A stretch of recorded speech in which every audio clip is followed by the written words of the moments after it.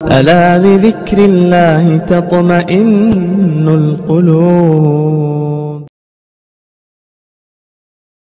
ایک چیز ہے وہ یہ کہ جب ربیع الاول کا مہینہ آتا ہے تو ہم سمجھتے ہیں کہ یہ اللہ کے نبی علیہ السلام کے تذکرے کے دن ہیں، اور اس میں خاص طور پر آپ کو یاد کیا جانا چاہیے، آپ کی سیرت بیان کی جانی چاہیے.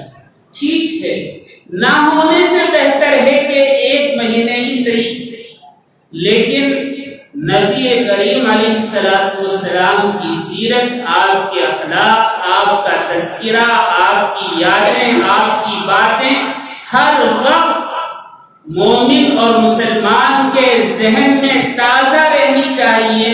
جہاں وہ بیٹھے عشق رسول سے سرشار بیٹھے اور عشق رسول کی باتیں کرے، یہی مومن کی حقیقی زندگی.